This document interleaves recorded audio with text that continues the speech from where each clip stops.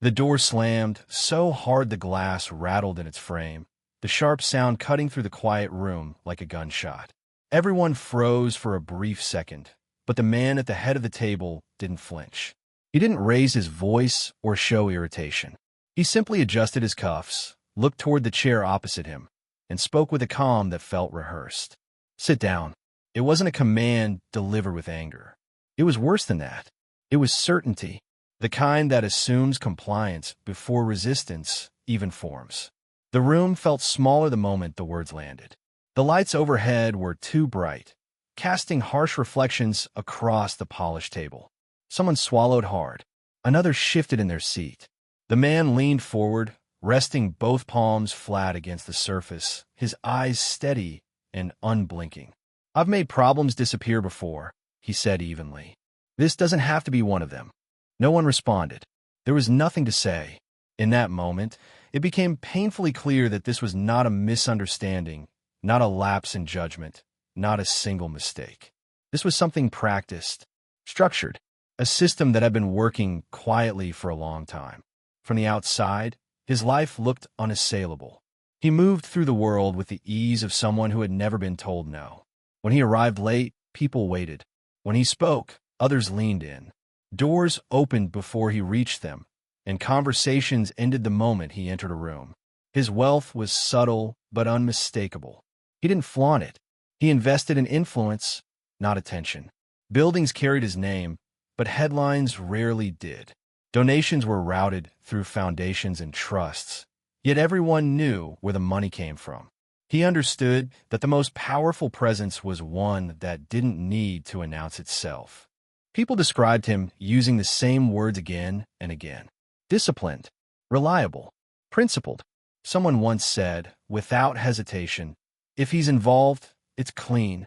It was spoken as fact, not opinion. That belief had been cultivated carefully. He avoided interviews. He gave speeches that revealed nothing. He attended events long enough to be seen and left before anyone could get comfortable. Distance did the rest. People filled in the blanks with admiration. They always do. The first accusation didn't arrive loudly. There was no confrontation, no dramatic scene. It surfaced quietly, passed from one private conversation to another, never landing anywhere solid. A message was sent. A meeting was requested and quietly declined. A question was asked and redirected. Someone finally asked, "Is there anything to this?" The response came after a pause that lasted just a little too long. "Nothing official," the reply said, "and nothing that'll go anywhere." It was the first time anyone realized that truth and outcome were not the same thing. When a matter was discussed behind closed doors, there were no phones on the table, no notes taken, no records kept. Just a handful of people who trusted the privacy of the room more than the seriousness of the issue. "This could get complicated," someone said cautiously. "It won't," another voice replied. "And if it leaks?" He smiled then, faintly, as if amused by the suggestion. "It won't." There was no debate, no vote. The assumption was universal. This would be handled the way these things were always handled. Money didn't move dramatically. It never does.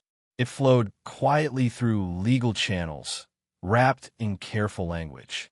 Agreements were drafted that promised resolution without acknowledgement. Confidentiality clauses. Non disclosure agreements. No admission of wrongdoing. No future discussion. A clean ending. Later, someone asked, "Is that really all it takes?" A shrug followed. "That's how these things go." As if it were routine. As if it were weather. But one voice refused to fade. She didn't shout or demand attention. She didn't threaten exposure. She said something far more dangerous. She said she didn't want money. She said she wanted it to stop. The room went silent. That sentence changed everything. It meant she wasn't negotiating. She wasn't participating in the ritual everyone else understood. Someone leaned forward and spoke carefully, choosing each word. "You don't understand what you're dealing with."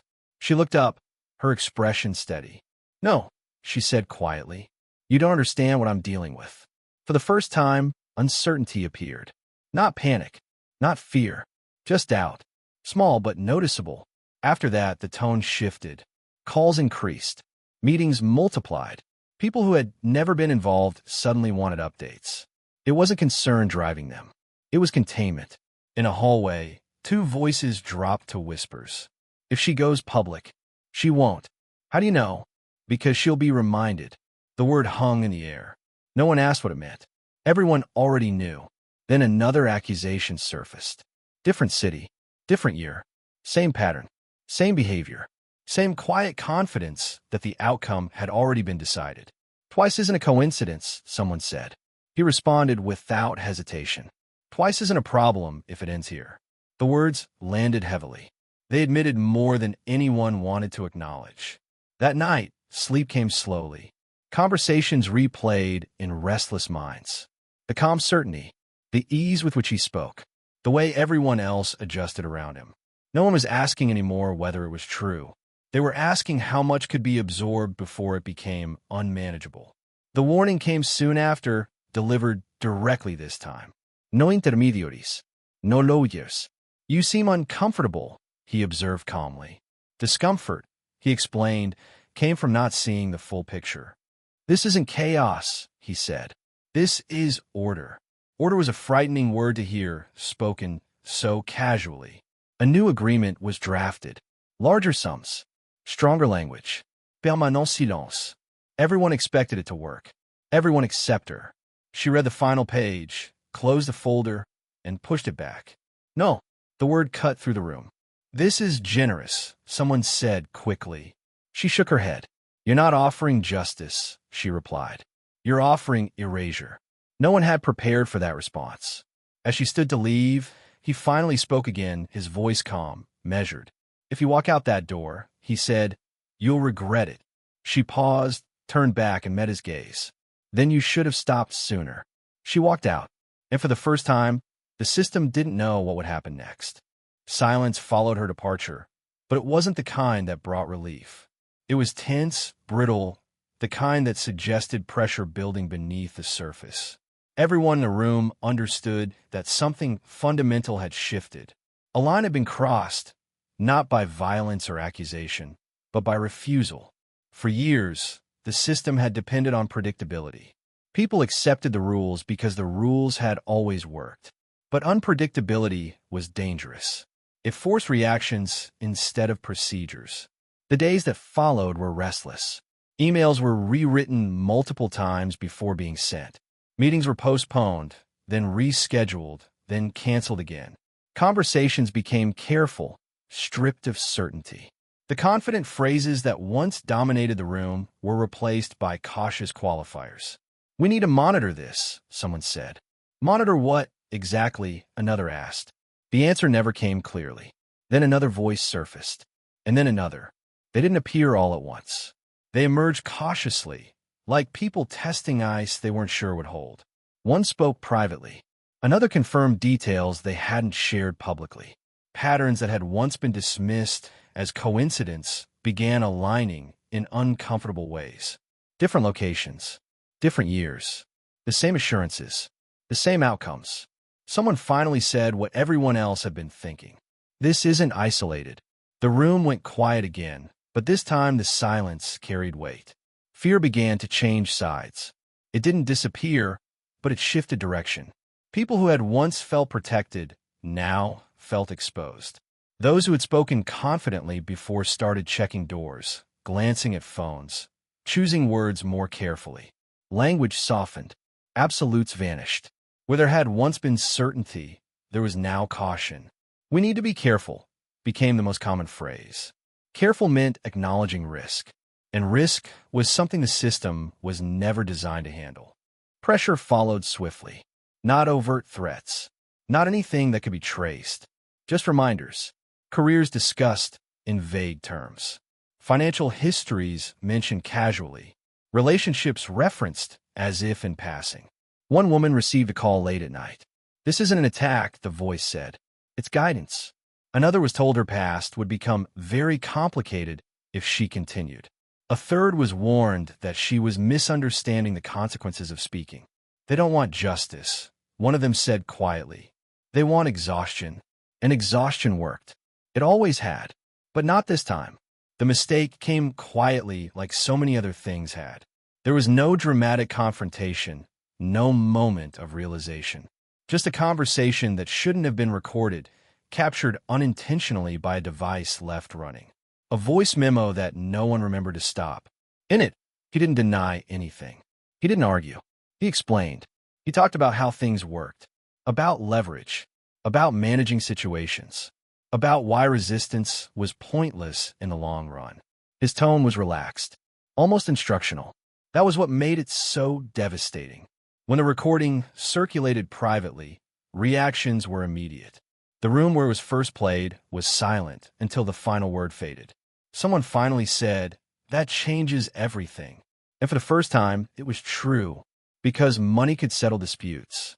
It could delay investigations. It could buy silence. But it couldn't erase his own voice explaining how the system functioned. Allies began stepping back. At first, it was subtle, a delayed response, a postponed meeting, then more deliberate. Calls went unanswered. Invitations stopped coming. The language changed again, this time toward distance. "This isn't personal," someone said.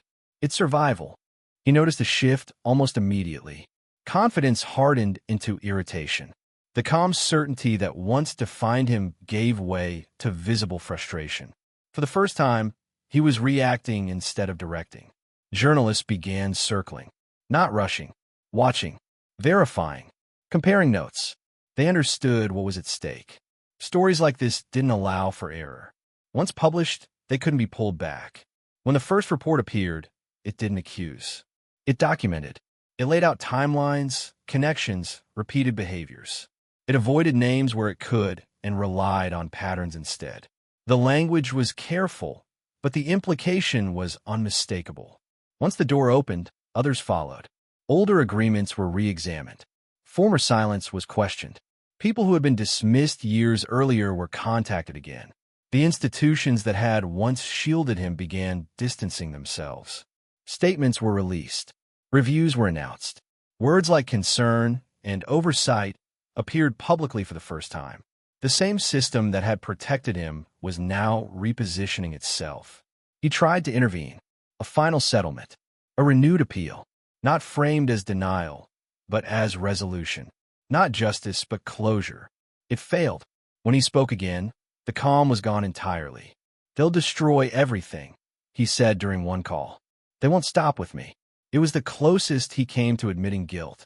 Not by confession, but by fear. The collapse accelerated. Records resurfaced.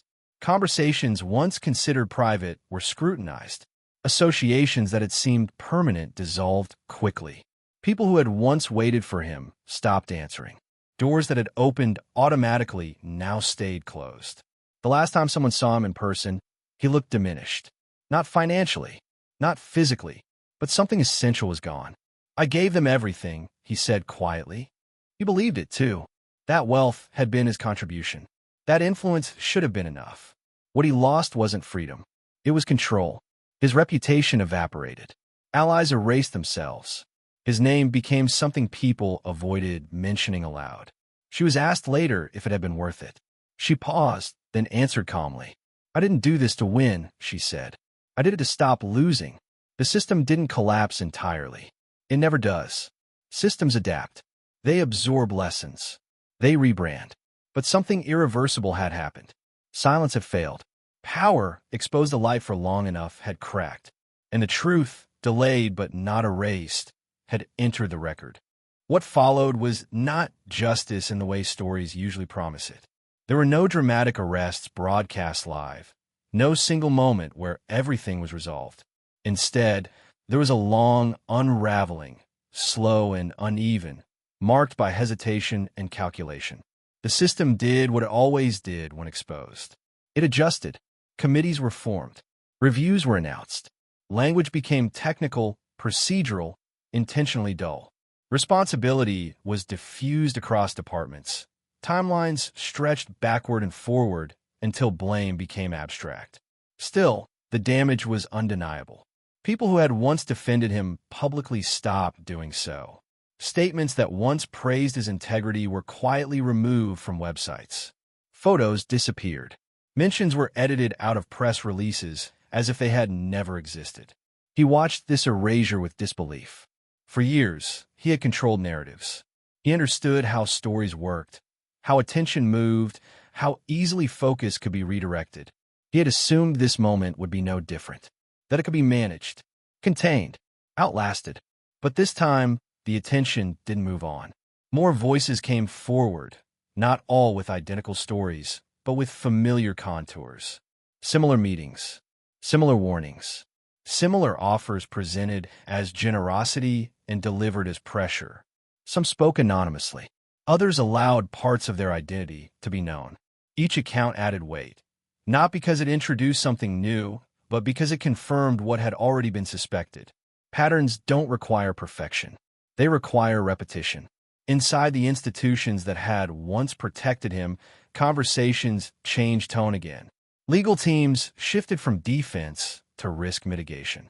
Advisors stopped asking how to make the problem disappear and started asking how far it might spread. There was quiet resentment among some who had played their roles faithfully and now felt abandoned. This wasn't supposed to happen, someone said bitterly. They were right. It wasn't. He had believed loyalty was permanent, that the relationships he had built were stronger than circumstance, that influence, once acquired, could always be exercised. But influence depends on confidence, and confidence evaporates quickly when association becomes dangerous. He attempted to speak publicly once. The statement was carefully written, neutral in tone, heavy on generalities. It avoided specifics, emphasized misunderstanding, urged patience. It landed flat. The words felt hollow against the accumulation of detail, against the voices that no longer sounded isolated, against the recording that refused to fade from memory. People weren't interested in reassurance anymore. They wanted explanation. An explanation required honesty, something he had never needed to offer before. Privately, frustration gave way to anger. He blamed advisors, lawyers, intermediaries, anyone but himself. He insisted that things had been mishandled, that the timing had been wrong, that discretion had failed. "What did you expect me to do?" he asked once. "Let it destroy everything." In that question was the clearest expression of his belief, that preservation of his world justified any method, that outcomes mattered more than means. That belief had carried him for decades. Now it isolated him. The investigations progressed slowly, deliberately. They avoided spectacle. They focused on documentation, consistency, corroboration. Each step made it harder to dismiss the whole as exaggeration or coincidence. The recording remained central, not because it revealed everything, but because it revealed how he thought, how casually he discussed control, how normalized the system sounded when explained in his own voice. It was impossible to frame it as misunderstanding. Inside quieter rooms, people acknowledged what they could no longer deny. "This isn't about one person," someone said. "It's about how this was allowed." That realization unsettled many, because it forced reflection, not just on his actions, but on their own. Who had stayed silent? Who had redirected concerns? Who had accepted explanations because they were convenient? No one liked those questions. The women who had spoken faced their own consequences. Scrutiny, doubt, the subtle suspicion that always follows those who disrupt powerful narratives. But there was also something new. Support. Not universal, not unconditional, but present, growing. They found one another, sometimes intentionally, sometimes by accident. Shared experiences that had once felt isolating now made sense in context. Their memories aligned in ways that were both validating and unsettling. They realized how often they had been told they were alone. They hadn't been. As the months passed, his world shrank. Not overnight. Gradually, invitations slowed. Meetings were delegated. His presence became optional, then inconvenient. The silence that once protected him now surrounded him. He still had resources, still had money, still had influence in pockets, but it no longer moved freely. It met resistance. It encountered hesitation. That was new. The system, once responsive, now required effort. Explanations, justifications, apologies, things he had never practiced. In private moments, he expressed disbelief. Not at the accusations themselves, but at the reaction. "They're acting like I'm the problem," he said once. He couldn't see it any other way. What he had lost was not status alone. It was the assumption of immunity, the belief that consequences were negotiable. For years, consequences had been abstract, managed, redirected, absorbed by others. Now they were personal. There was no single verdict that defined the end, no dramatic punctuation mark, just a gradual understanding that his version of reality no longer dominated the conversation.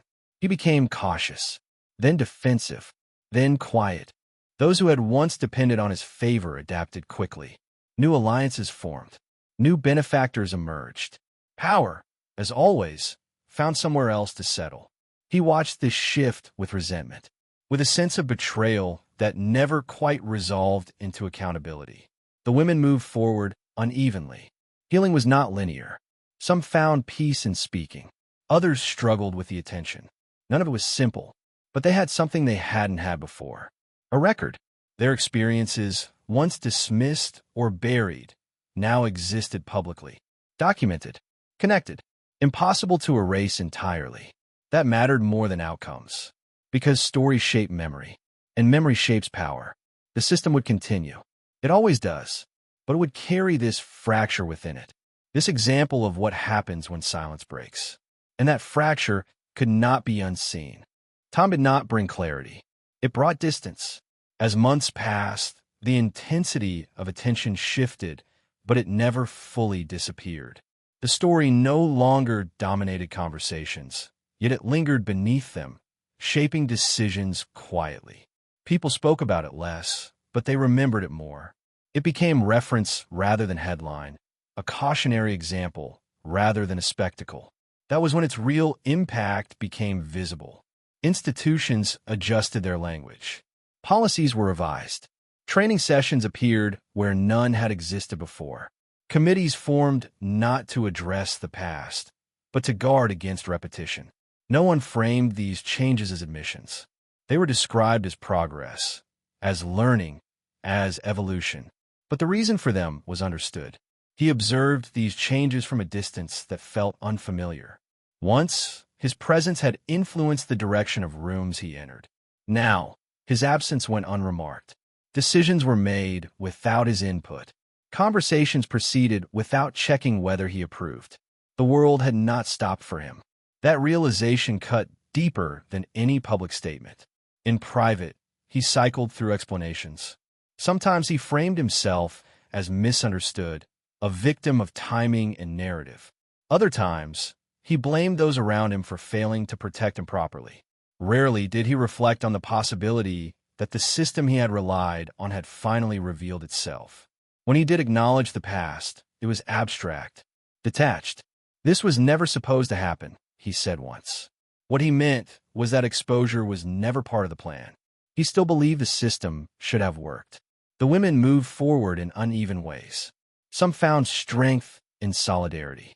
Others withdrew from public view, exhausted by scrutiny. None experienced resolution in the way stories often promise.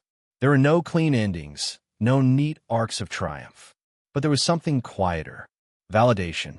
Their memories no longer existed in isolation. They were no longer required to defend their reality against disbelief. The pattern had been named. That alone changed how they carried their experiences. They were no longer asking themselves if they had imagined it. That mattered. Occasionally, one of them would be asked whether it was worth it, whether speaking had made their lives easier or harder. The answers varied, but none said they regretted it. The system absorbed the shock and moved on, altered but intact. That was its nature. It adapted, learned, shielded itself more carefully. It replaced faces, revised procedures, recalibrated its defenses. But something fundamental had shifted. Silence was no longer assumed. People had seen what happened when it broke. Within certain circles, his name became a lesson. Not spoken often, but understood. A reminder that power, when left unexamined, develops habits. That protection, once normalized, becomes invisible to those who benefit from it. He lived with the knowledge that his version of events no longer mattered most, that his explanations were footnotes to a larger narrative he could no longer control. For someone who had spent his life shaping outcomes, that loss was profound. There was no single moment when it ended. No final confrontación.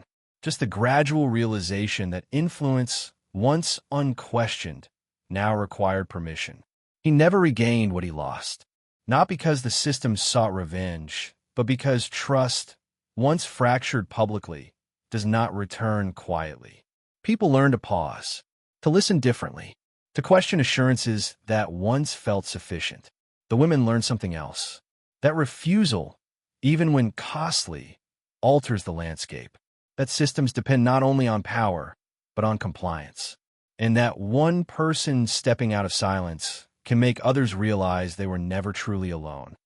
The story settled into record, not as myth or rumor, but as documentation, as example, as warning. It no longer needed to be repeated loudly. It existed, and because it existed, it could not be erased.